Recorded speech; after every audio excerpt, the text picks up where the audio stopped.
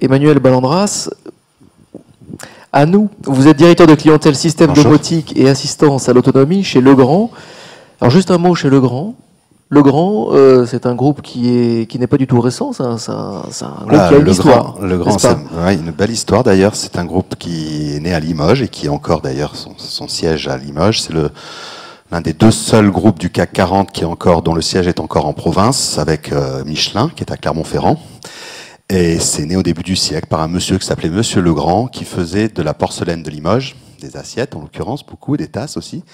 Et puis il en avait marre de jeter tous les rebuts à la poubelle. Il s'est dit, tiens, avec les rebuts, je vais faire une usine qui fera des isolants électriques. Et puis, comme souvent, les belles histoires parfois naissent de totales coïncidences. L'usine d'assiettes et de tasses a brûlé. Il n'est plus resté que celle qui faisait les isolants électriques à l'époque. Puis est venue la guerre et tout le travail de reconstruction qui est venu en France derrière. Et c'est ainsi que l'histoire de Legrand s'est accélérée ces 50 dernières années. Porcelaine, isolant et domotique.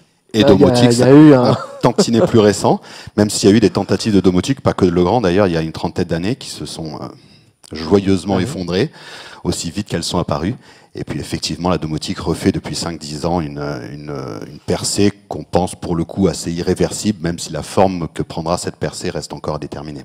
Alors justement, la domotique, là, il faut appuyer sur pause.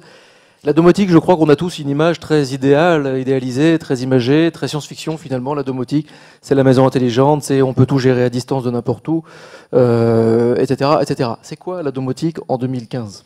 Alors, la domotique en 2015, Domus, la maison, c'est un ensemble de fonctions visant à rendre la vie à la maison plus simple, plus facile, plus pragmatique, plus fonctionnelle, et pourquoi pas plus esthétique quand on peut joindre le joli à l'agréable.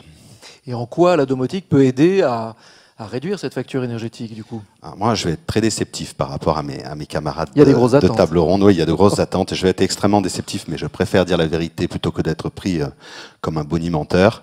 J'aurais beaucoup de mal, et j'en vois en plus un public très averti en face de moi, à mettre des chiffres en face de la domotique vous fera gagner X euros par facture, etc. Je ne rentrerai certainement pas dans ce jeu-là, en tout cas pas ici. Non, on n'est pas sur un salon. Non. Ouais, exactement.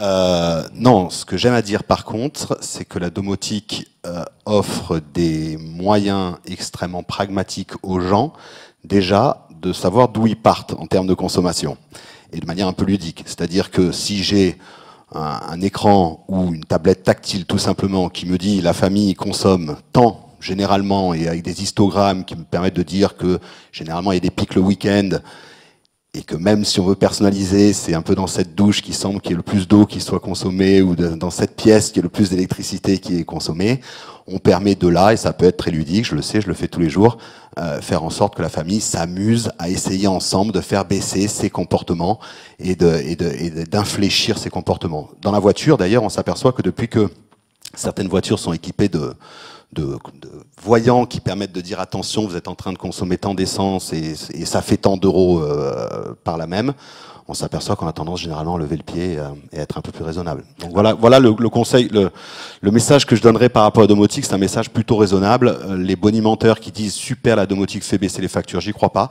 Par contre, la domotique aide vraiment à infléchir les comportements humains en donnant des informations précieuses. Informations ludiques.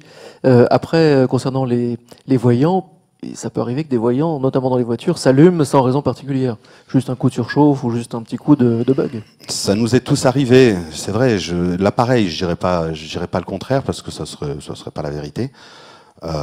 Pour autant, on s'aperçoit pas que les maisons équipées de domotique tombent plus ou moins en panne que les maisons pas équipées de domotique. J'ai souvent dans les différents showrooms, il y en a un au Muro d'ailleurs, pour ceux qui veulent le voir, les locaux de Synergy Lab sont équipés d'un appartement témoin que Aurore Klepper, que j'aperçois d'ailleurs, est très talentueuse pour faire visiter. Voilà, on me dit, Emmanuel, qu'est-ce qui se passe s'il y a une coupure de courant ? Dans une installation traditionnelle, quand il y a une coupure de courant, vous n'avez pas d'électricité non plus. En domotique, mauvaise nouvelle, pareil, vous n'avez pas d'électricité. Et on attendra que ça revienne. Ce qui est important, c'est de garantir le fait que quand l'électricité revienne, l'installation se remette immédiatement en marche, et c'est le cas pour la domotique que l'on porte. Est-ce que c'est pas... Là, je pense tout haut en même temps, et là j'essaye d'enfoncer aussi des portes ouvertes, exprès pour élargir un peu. Est-ce que c'est pas rajouter encore des outils justement qui se servent de l'électrique ? Je suis pas sûr d'avoir compris. Finalement, la domotique repose à nouveau sur l'électrique, et finalement, est-ce que c'est pas rajouter toujours et encore des outils supplémentaires Ah oui, qui dépendent de l'énergie ? Sûrement. Après, encore une fois, malheureusement, le 230 volts doit arriver aux prises électriques pour alimenter un certain nombre d'outils. Et pour que la lumière jaillisse, on a besoin de 230 volts, quelle que soit la source d'énergie qui amène ces 230 volts, on en aura toujours besoin. Ce qu'il faut, c'est essayer, à mon humble avis, de rendre cette nécessité-là la plus pragmatique et la plus fonctionnelle possible pour permettre aux gens de remettre l'électricité peut-être un peu au centre du jeu, alors qu'elle a tendance à être considérée un peu comme le parent pauvre du bâtiment. Essayons de balayer une image que j'ai en tête et qu'on a tous vue au cinéma ou à la télé. Le hacking, est-ce qu'on peut se faire hacker sa maison, son frigo connecté, son frigo... comment gérer ça? Pareil, décidément, on va me trouver très... Le Pentagone a été hacké. À partir de là, j'aurais vraiment du mal à regarder le public dans les yeux pour leur dire « vous ne serez jamais hacké ».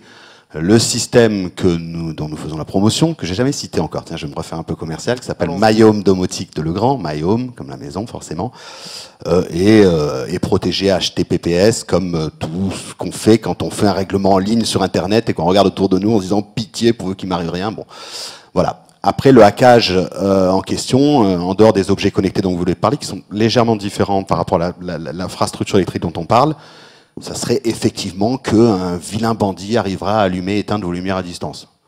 Et je dis pas que c'est pas grave. Ça peut être désagréable. Je dis qu'il faut raison garder. La partie alarme est généralement sur un circuit totalement séparé, qui peut être piloté uniquement par le téléphone, de manière à éviter justement les désagréments que vous venez de dire. Mais voilà, effectivement, là, si je reste très prudent par rapport à votre question, il ne s'agit pas de promettre la lune, il s'agit simplement d'être pragmatique et de dire qu'on est le plus sécurisé possible aujourd'hui.